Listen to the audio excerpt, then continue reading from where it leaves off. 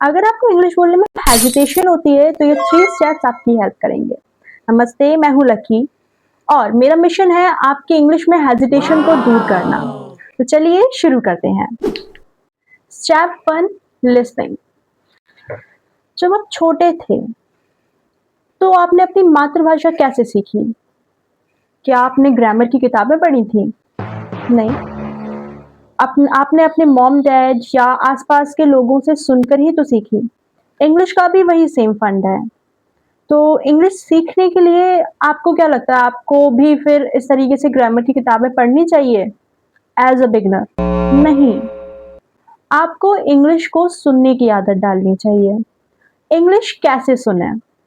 English सुनने के लिए आप इंग्लिश में कार्टून्स प्रेफर कर सकते हैं, उन्हें यूट्यूब पर अवेलेबल होते हैं। इंग्लिश में आप वेब सीरीज देख सकते हैं। अगर आपको वो नहीं समझ आते हैं तो आप साथ में उनके सबटाइटल्स ऑन कर दीजिए, आप इंग्लिश में उन्हें सुनो, हिंदी में जो भी मतलब आप सबटाइटल्स में पढ़ लो। लेकिन इस तरीके से आपको सुनने की एक आदत बनेगी, हैबिट बनेगी। जब तक आप इंग्लिश को सुनना नहीं शुरू करेंगे तो आपको सोचने का एक आदत कैसे बनेगा, मतलब आप कैसे सोचोगे इंग्लिश में? तो सबसे पहला स्टेप जो कि बहुत ज़रूरी है वो है इंग्लिश को सुनना। उसके लिए इंग्लिश में शॉर्ट स्टोरीज भी प्रोवाइडेड हैं यूट्यूब पर, कई चैनल्स हैं। अगर आप चाहते हैं कि मैं भी ऐसी शॉर्ट स्टोरीज आपको प्रोवाइड कराऊं तो आप मुझे कमेंट सेक्शन में बता सकते हैं, मैं आपको वो भी प्रोवाइड करा दूंगी। हमारा स्टेप 2 ये है, स्टार्ट विद स्मॉल सेंटेंसेस। इसमें सबसे जो बड़ी नॉर्मली लोग गलती करते हैं वो ये है कि लोग पहले से ही टेंसेस और एक्टिव पैसिव के चक्कर में पड़ जाते हैं, जो कि आपको नहीं पढ़ना है। उनके चक्कर में पढ़ने से प्रॉब्लम क्या आती है ना कि लाइक जो स्टूडेंट्स होते हैं फिर वो क्या करते हैं, जो भी हिंदी की चीज़ है उसको ट्रांसलेट करने की कोशिश करते हैं इंग्लिश में, और एंड क्या होता है उसका, आप फिर बोल नहीं पाते हो, आपको हेजिटेशन होती है इंग्लिश बोलने में, राइट? तो फिर करना क्या है? करना ये है, इसका सॉल्यूशन ये है कि आपको वो सेंटेंसेस बोलने हैं डेली लाइफ के जो आप नॉर्मली यूज करते हो, उन सेंटेंसेस को आप इंग्लिश में बोलें, डेली में उन्हें यूज करें। फॉर एग्जाम्पल, मैं जा रही हूँ, आई एम गोइंग, क्या आपने खाना खाया, डिड यू ईट। इस टाइप के छोटे छोटे सेंटेंसेस अपनी जो आप डेली लाइफ में यूज करते हैं उन्हें आप बोलना सीखें।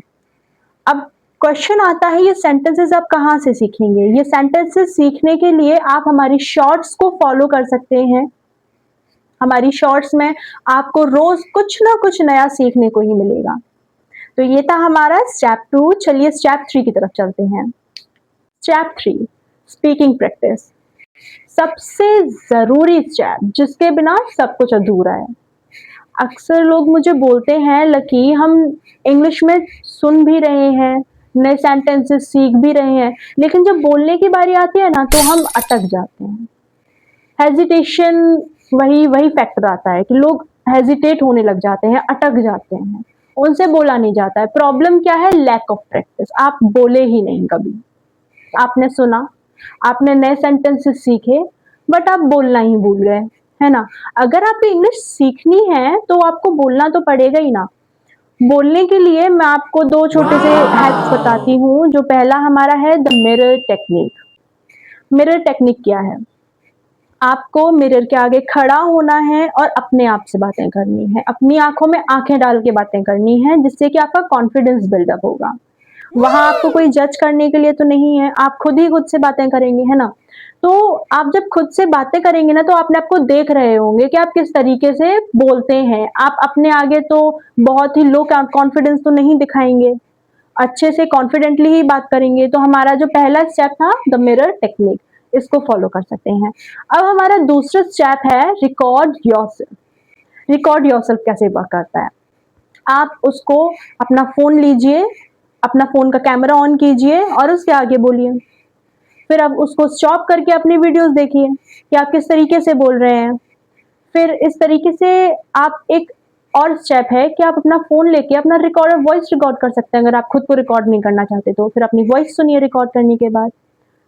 इससे क्या फ़ायदा है कि आपको ना, जब आप सुनोगे आपको पता चलेगा कि आप कहाँ गलतियाँ कर रहे हो, कहाँ आपकी कमियाँ रह रही हैं। फिर जब आप दोबारा प्रैक्टिस करोगे रिकॉर्ड करके तो आप उन मिस्टेक्स को सुधारोगे, राइट? तो इस तरीके से आप अपनी कमियाँ सुधार सकते हो रिकॉर्डिंग से, और मिरर से आप अपना कॉन्फिडेंस बिल्डअप कर सकते हैं। तो ये थे हमारे 2 ईज़ी से स्टेप जिससे आप अपनी स्पीकिंग प्रैक्टिस कर सकते हैं। अब एक चीज़ मैं आपको कुछ टिप्स देना चाहूँगी कि जब भी आप बोलें ना, तो इस बात से मत डरो कि आप कुछ गलत बोल देंगे, ठीक है? ठीक है, गलत बोलते हैं लोग, बट वो भी तो सोचो ना, आज जो इंग्लिश को फ्लुएंटली बोल रहा है, वो उसने भी तो कहीं न कहीं से शुरू की होगी। तो वही आपका स्टार्टिंग फेज़ है ये, कीप प्रैक्टिसिंग, है ना?